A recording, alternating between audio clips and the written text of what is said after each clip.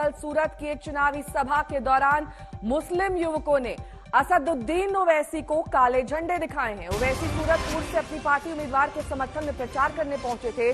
जैसे ही वो स्टेज पर पहुंचे, कुछ मुस्लिम युवकों ने मोदी मोदी के नारे लगाकर ओवैसी को काले झंडे दिखाए। सूरत का ये वाकया है, तस्वीरों में आप देख सकते हैं काले झंडे ओवैसी को दिखाते हुए ये युवक और मोदी मोदी के नारे लगाते हुए।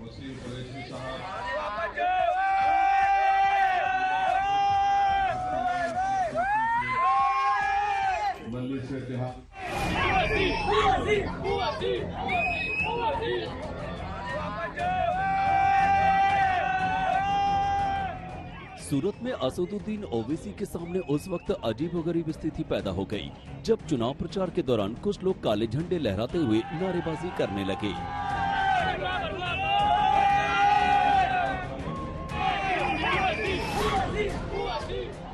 गुजरात के कई मुस्लिम बाहुल्य इलाके में ओवैसी की पार्टी AIMIM चुनाव मैदान में है। इनमें सूरतपुर की सीट भी है, जहां प्रचार करने के लिए खुद ओवैसी सूरत पहुंचे थे।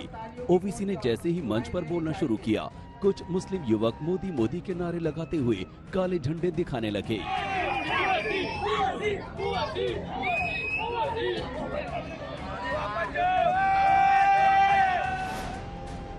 दरअसल ओवैसी पिछले हफ्ते सूरत की लिंबायत सीट पर प्रचार करने आए थे।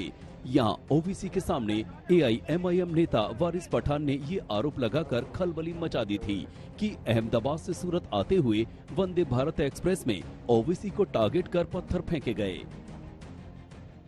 बैरिस्टर असदुद्दीन ओवैसी साहब बैठे हुए हैं, साबिर काबुलीवाला साहब उनके पीछे है, मैं साइड में, वहां पर एक कांच आता है और ट्रेन का कांच क्रैक कर देता है पूरी तरह से। 10-15 सेकंड में किसी ने 2 पत्थर लगातार उठा के मार। ओवैसी साहब ट्रेवल कर रहे हैं ना, अरे तुम पत्थर मार लो मोदी जी, तुम आग बरसा दो मोदी जी, लेकिन ये हक की आवाज ना कभी रुकी है, ना रुकेगी, ना इंशाअल्लाह ताला कभी रुकेगी। रेलवे ने वारिस पठान के आरोप को खारिज कर दिया था। ये पता नहीं चल पाया कि क्या इन आरोपों की वजह से ओवैसी को काले झंडे दिखाए गए या वजह कुछ और भी है, लेकिन इस पर गुजरात की सियासत फिर गर्मा सकती है।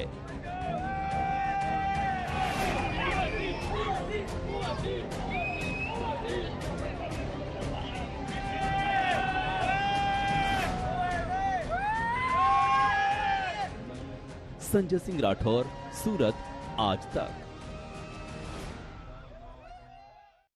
तो गुजरात के चुनाव में ओवैसी सक्रिय हैं, धुआंधार चुनाव प्रचार कर रहे हैं, लेकिन बीजेपी पर हमला भी बोल रहे हैं। कांग्रेस और आप को भी नहीं बख्श रहे हैं।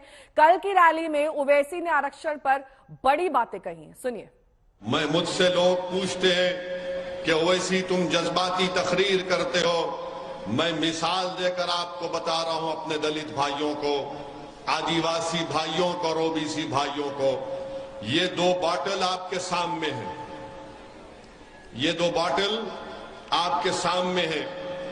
ये एक बॉटल में शेड्यूल कास्ट भाइयों को मिलेगा 17% और शेड्यूल ट्राइब भाइयों को शायद 7% मिलेगा और ओबीसी भाइयों को 27% मिलेगा इस एक बॉटल से।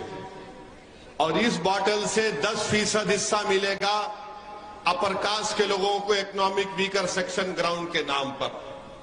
अब गुजरात के दलित भाइयों को, आदिवासी भाइयों बहनों को और ओबीसी के हमारे जिम्मेदारों को सोचना है कि एक बॉटल से 3 लोगों को अपना हिस्सा मिलना है और मोदी सरकार ने एक बॉटल से 10% इकोनॉमिक वीकर सेक्शन के नाम पर रिजर्वेशन दे दिया। अब आप बताइए कि कौन आपका हमदर्द है, कौन आपसे आपका हक छीनना चाह रहा है। और इसीलिए मैंने उस वक्त पार्लियामेंट में कहा था कि कानून बाबा साहिब अम्बेडकर के ख्वाबों को चुकनाचूर करेगा।